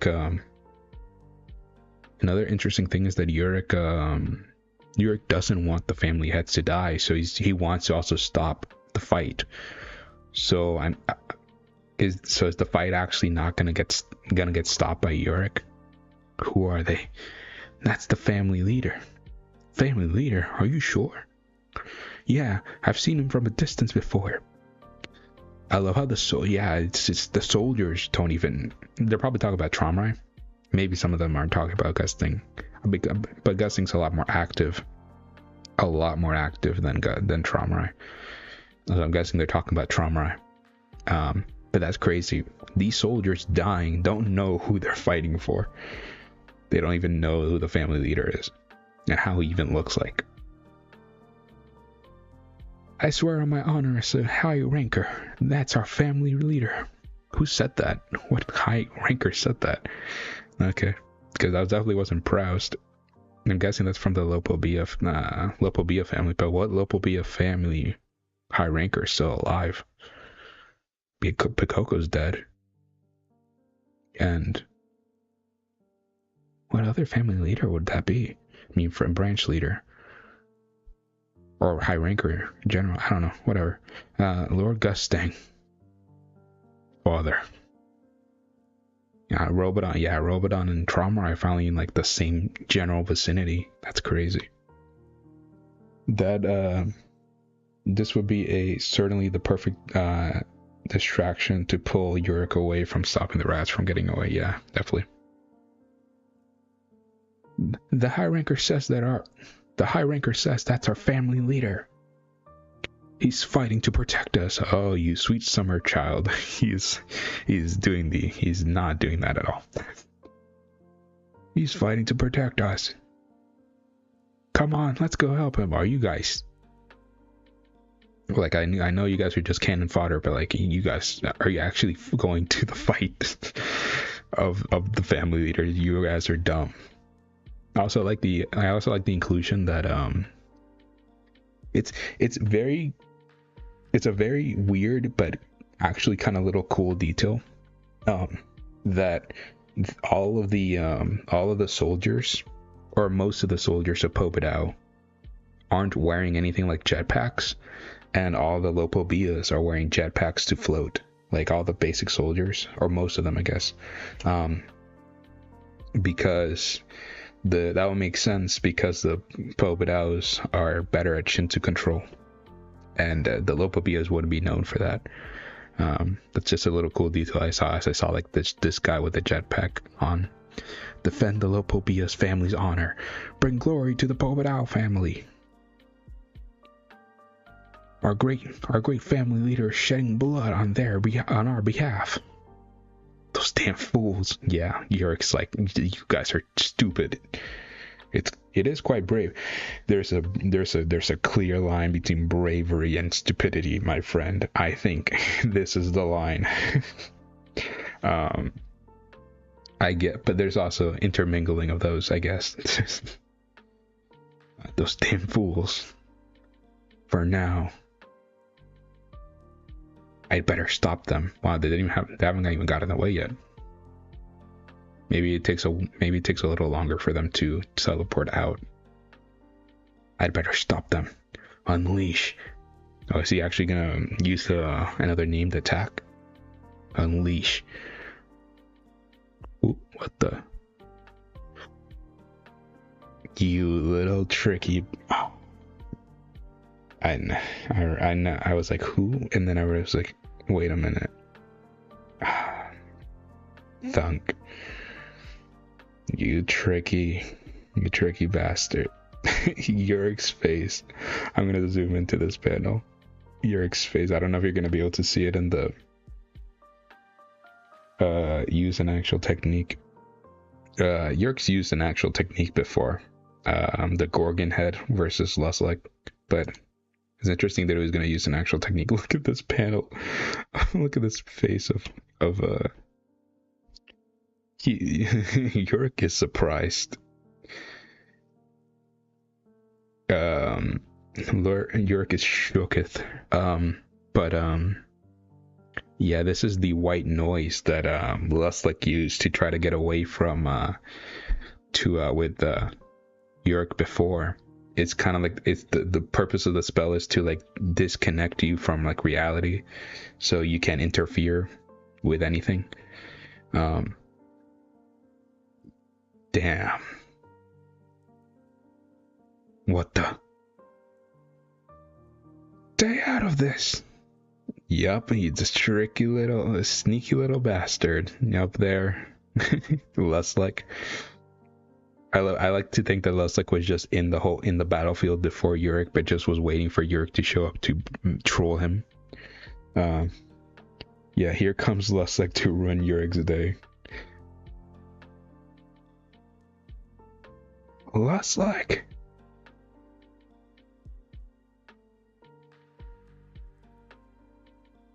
Oh, that's cool. Like the disconnect is destroying the white. I think that's what's happening. I was like, what's happening right now? But I think the disconnect is even destroying Luslik's spell, like the white noise. Maybe it's not, but it just looks like that's the case. Yurik's like surprised. What's this now? Luslik just looks down at it, not saying anything. Lopobia Traumarai. Damn, Yurik, Luslik, Traumarai, and Gusting are all in one place together. That is crazy. Never would I have thought I would see the day. Oh, and Traumarai is actually like sucking in. He's using necromancy to like suck in all of the dead warriors of the battlefield. That is sick. In both ways. that is sick. He's drawing the dead towards himself. Oh shoot. Is this just pure confirmation that Dawn died? Like she's getting her soul sucked out. They're disappearing. No. Wow. Also, where'd the Doom go? Doom was just right here and now he's just gone, but whatever. Doesn't matter. Um, I don't know how I feel about that. If this is actually confirmation of her death, I don't think I like. I don't know. I have to meditate about it. I have to think about it later. But I don't know. I think Doom again. I think Doom was fine if Doom died. You could have done cool things with his character later on, sure. But honestly, I think Doom dying could have served a purpose for Yama, and that would have been an acceptable reason for his death. But I don't know about Doan, unless you want to say that she's gonna do the same thing for Cha. Like Cha has a whole character arc later on, but that's a weird one. Dude, so death confirmed now. I don't know how I feel about it. I'm right now in the middle, the mixed, but I want to see what SAU does.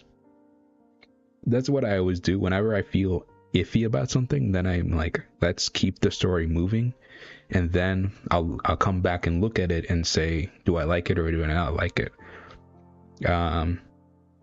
Because I feel like sometimes you kind of just have to let a author do stuff, and then they may reward that stuff later on. And if they don't, then yeah, you can come back at that moment like, yeah, that's not good, but whatever. Doom got kicked off the ship. Yeah, Doom just got yeeted off the ship when Yurik arrived. Holy crap. This is an amazing panel of this monstrosity that Tromrai summoned. And yeah, he has weapons. I think I talked about it last time we saw this thing. He just, for some reason, also has weapons on him. This is like a soul creature. Like, also it's massive and has... Okay, so this thing is crazy looking. This thing has like horns, has multiple eyes. It reminds me of Dumas's face. Giant teeth, like a snake tongue, multiple mouths that have like eyes in them or something. He has a hammer, an axe, a mace, a two-prong sword, I think, an actual sword, and then like a wand, like a magician wand or something, like a staff. What the heck is this thing? All the spirits of the dead. Holy crap, this thing is ginormous. Like this is, I don't know if this is the biggest Shinwei we've seen from Tromrai, actually, now that I think about it. This might be the biggest one. Is he just sucking all the Shinsu, all the souls into it, or being sucked into that thing? That huge evil monster. Robodon just looking at his father, just disregarding everything and just sucking all the power into himself. Father. Kirin as he steps into his ship. Now he just looks back. I see. So this is who you really are. Just, yeah, for Kirin it's just confirmation of everything he believes in. He's just like, yeah, you're just a piece of shit. Which, again, Tromrai really is. And the boss is just like, what a sight to behold. This is actually the best clear view of his back we've seen. And he has 1, 2, 3, 4. This weapon actually looks a lot like what's his name, Data Jahat's weapon he had, because of like the spiral thing he has. So he has 4 weapons, I think, on his back. This one, the one in the middle, looks super cool and gigantic. Yeah, but damn. If we were a moment too late, we might have been devoured as well. I wish I could see how this battle ends, but I have to let Bellery handle the rest and get out of here. He's tapping into the group chat. Let's go. So yeah, they're just booking it now. Yeah, they just left. I'll let them go for the time being. I don't think Yurik, honestly, Yurik, I don't think you have much of a choice right now, with everything happening around you.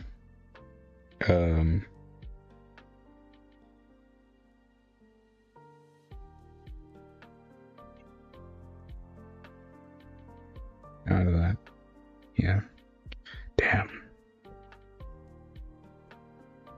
The most important thing right now is to put a stop to this tragedy somehow.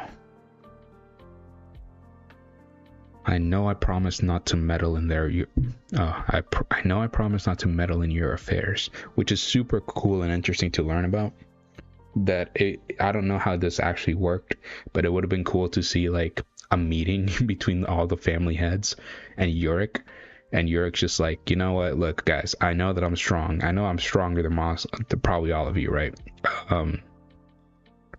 So look, I know you guys have this whole system going on. I'll promise, I don't want to even be here. I just kind of want to leave. I came here to chase down somebody. I don't think he's even here anymore, but I can't leave. So like, I just want to get out. I won't meddle with you. You don't meddle with me. We're golden. I just like that. I just like the image in my head of that. That's the thing that happened. I guess Yurik's gonna stop Traumarai, throwing it in Gusting's favor. Yeah. Although I think he's just gonna stop both of them. I think he's gonna stop both Gusting and Traumarai from just doing anything. But he's definitely gonna focus on Traumarai more, probably because of all this he's watching. But that bastard crossed the line. I won't allow this nonsense. He looks pissed to go on any longer. To be continued. Yeah, that chapter is definitely shorter. It just definitely felt shorter, but it's still good. I like this chapter a lot. I like the little moment of Yurik shine. I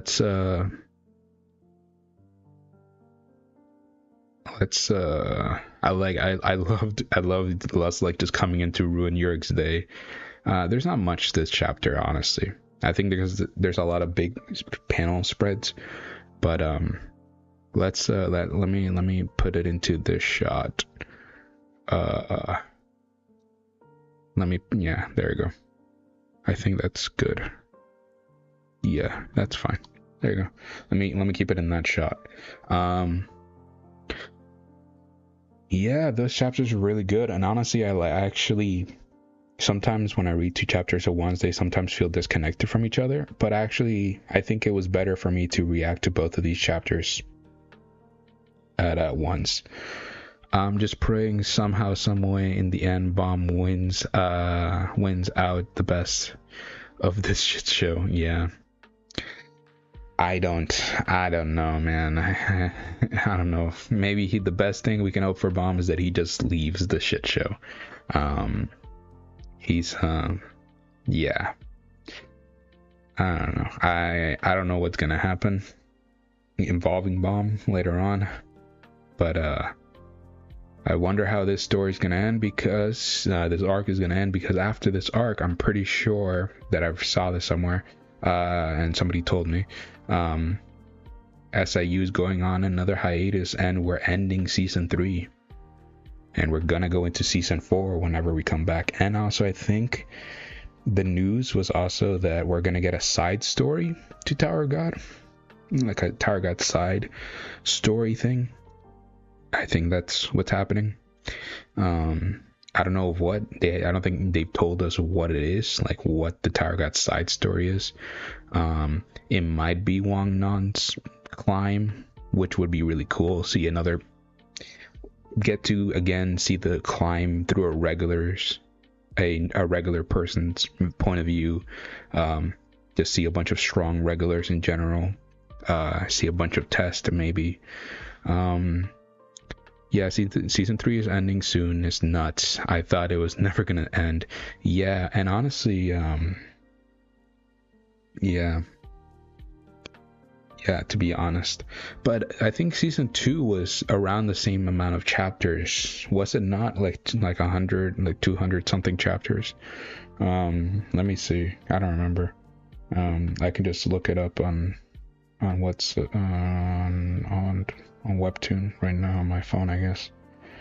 It was like 200? Was it 200 chapters? I forgot. Let me just look. Yeah, but season 3 has been going on for a hot minute now.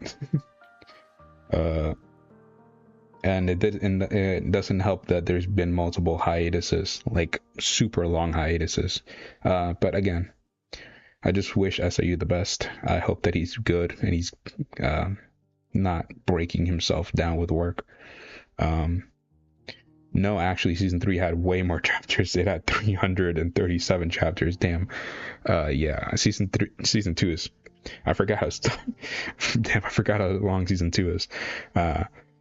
Yeah, no, but yeah, but season 3 is. If it just feels longer. It just feels long because of the hiatuses. That were again like a year, like I think almost 2 years long, like a year and a half long, of just hiatus. But again, just hope SAU the best.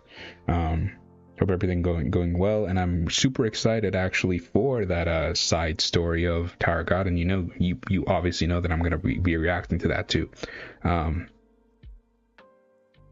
Any content of Tower God is just appreciated, no matter what the side story is going to be about.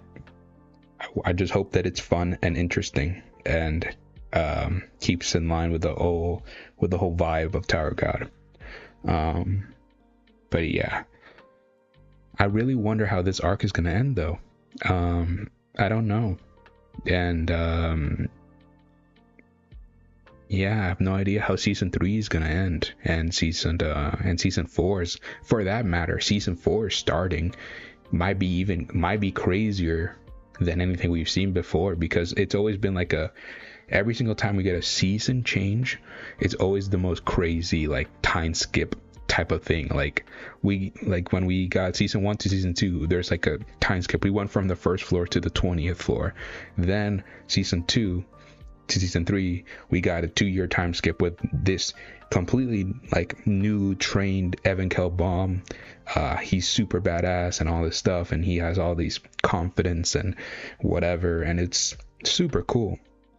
So every single start of a season is always it's always been great. So I wonder how season 4 is gonna start. Season endings are always crazy, and season beginnings are also insane to me. Honestly, I think I like season beginnings more than the season endings, for me at least. But last season 2's ending was crazy, with Gusting showing up and we getting to see the Pobedao family. That was crazy and nuts. So I wonder how this season's gonna end. But yeah, other than that, not really much else to say. Got to see Yura, got to see multiple people from the red garbage dump. They're cool and strong and all that kind of stuff. Obviously not at the level of the family leaders like they want to be, but they're strong. Definitely for rankers.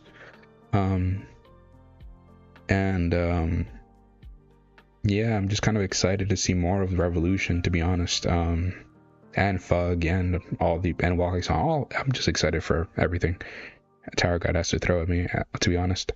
The only questionable thing about this chapter is Doan's death. Not really anyone else's death, to be honest. Again, Doom, kind of like whatever. Not saying that Doom is whatever. I like Doom. I like his design. I like the backstory with him and Yama and everyone else. But if Doan just seems more of a, really, are we gonna kill her off instead? I could definitely picture SAU killing off Doom.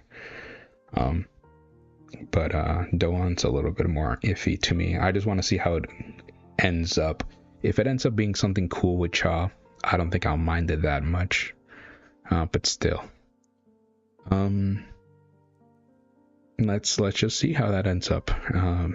I was gonna say, but the star of these chapters was for me 100% Yama. Yama went off this last chapter specifically, but Yama's new form, the best Yama look, no question about it. The best Yama design in the whole story. It was amazing and crazy, and yeah, Yama truly was a beast king this chapter, last chapter. No, but Yama was amazing, and looking forward to seeing everything else with Yama and everyone else in the story. But yeah, other than that, I think I talked about everything, and I don't really have much predictions. I'm guessing next chapter is just gonna involve you're getting into the fight with Trauma and Gusting, which would be crazy. But yeah, other than that, have a wonderful night, guys. Wish you guys the best, and hopefully maybe by tomorrow or Wednesday you'll see another mainline video from me. Hope you guys have a wonderful rest of your night.